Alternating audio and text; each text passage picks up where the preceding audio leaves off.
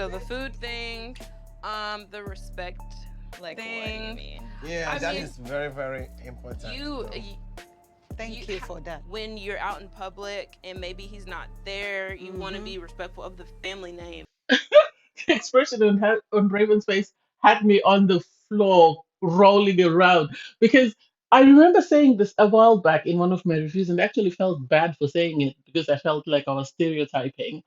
I remember saying that Raven and SK are going to always be mindful of how they present themselves because Nigerians are very big on respect. And so it seems in the Yoruba tribe, they are very big on respect. And this was reinforced in the expectations that Raven was being told. And so I don't know. We'll see how that goes. Anyway, hey there. Thanks for stopping by. It's your girl Valerie again. If you're new to my channel, please don't forget to like, share, comment, and subscribe, and turn on the notification bell for when I upload new videos. In this episode, I'll be reviewing Love is Blind, Season 3, Episode 8. Well, I'll discuss the couples and we'll see how we go. So with Revan and SK, Revan and SK for me, I really love them as a couple. I think they are sort of the embodiment of what you'd expect from a show like Love is Blind. People that are in it for the right reasons, or people that are as honest and as supportive of one another while still being protective. Because I think that I wasn't like most people who were put off by Raven at the start when she was doing jumping jacks. Well, but he spoke to her. I always liked her, and I was, you know, just hoping that she would open up and be able to convince everybody else. Anyway, so I think she's someone who's very open-minded. I think she's someone who's very welcoming and someone who's very acceptive. Because wh- the way she's been able to sort of make sure that SK's mom was very big on making sure that the Nigerian culture was brought into the wedding, and she's been open to them, making suggestions, coming up with ideas of what they want, and has just been receptive of everything. Even when they went to the dress shop, and they were tugging at her head, trying to tie that headscarf, she just went along with it. Someone else would have screamed or would have made some noise or whatever, but she was very respectful of it. Even the way she complimented it, and she said, "I liked it, I liked it." So I think, yes, she was like a deer in headlights when they were telling about the expectations from the Yoruba people of their wives. I think it's something that she will need to learn more about. I know her friend was trying to tell her, but I think her friend maybe should have given her a heads up before they went to the bridal shop and just sort of told her what to expect. That way, she wouldn't have been as surprised as she was in front of SK's mom. But SK's mom, I think she's very loving and very open to the idea of her son marrying Raven because she was there, she was supporting her. She tied the headscarf, she made sure that Raven was okay. And so I don't know. We'll see how that goes. But I think then when they then had the conversation with SK and SK was talking about how his mother was concerned about the family because for them it's a big thing, in his for SK and his mom and their tribe. It's a big thing whereby it's important that the girl's family sort of participate in the wedding, and not only that, they be accepting. And Raven said, you spoke to my grandma, she has no problems with you. It's just that I don't have that many family members that I could call upon. I think it seems like she's an only child and she doesn't have that many uncles or aunts to sort of call upon to say, can you come to my wedding, which is understandable. I know it's a totally different story for SK and his family, but it seems for Raven, this is how it is. And this is where I think when you try to mesh cultures or the issues arise because it's important that both partners be open and be understanding. And I think I felt for Raven when she said, I've given you all everything you've asked for. What more do you want me to give? This is something that I have is out of my control. And I wish SK, unless they edited it out, I wish she told her, I understand what's going on. I love you and I'm willing to work with you and we'll speak to my mom and we'll find a way forward. That's what I wish she had said, but maybe it was edited out. Anyway, we'll see how that goes. And then from Alexa and Brennan, Alexa for me, at the start of the season, I was a bit sort of wondering. There's something a bit I'm unclear about her.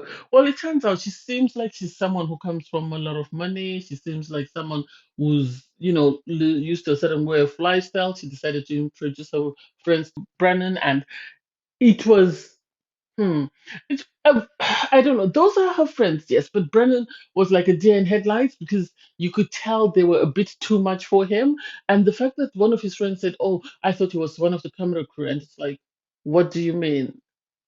He's just a simple guy.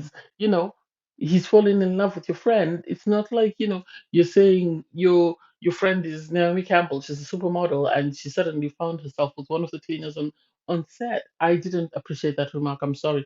I'm sorry to do that. Um, but anyway, so they had a conversation and he expressed himself because the friends were trying to say, oh, maybe you're just doing it so that you can be on TV. And it's like, I don't think so. He seems like he's a very well thought out person. It seems like he's very mindful of whatever actions he's taking. So I don't think he would just do it for TV. There are some people on the season that you'd say, yes, they're doing it for TV, but I don't think he's one of those.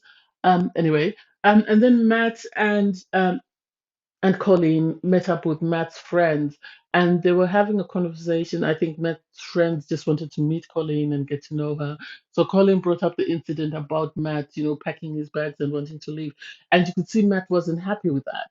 I think he expected her to just keep quiet and not say anything, but his friends called him out on it and told him, this is who you are. You always throw a tantrum. You always, will throw a fit if things don't go your way. I didn't get why we needed, this conversation anyway. It was very uncomfortable. I, but I think it was way better than the ballet lesson that we saw of Colleen. I think she just wanted to make sure that everybody knew that she was a ballerina and this is what she does. I think that was more a promo for her than to discuss the issues she was having with Matt. I think if she wanted to discuss the issues she was having with Matt, she could have easily sat down with her teacher and discussed that, or she could have spoken to one of the other ladies from the show. But hey, maybe I'm just being, reading a bit too much into it. And then we saw Cole and Zainab. Cole and Zainab, I think, for me, changing my opinion of Cole because I think Cole is actually has a lot more substance to him. I thought he was just this superficial guy who was just there to enjoy himself and nothing else. But it seems he really cares about Zainab. I understand Zainab has managed to finally Cole has spoken to his family and his family are happy to see Zainab once Cole and Zainab are married. I think because they think he's just doing it for TV or Zainab is just doing it for TV. So that's why they're not interested in sort of participating in the wedding because I think they don't understand how genuine it is.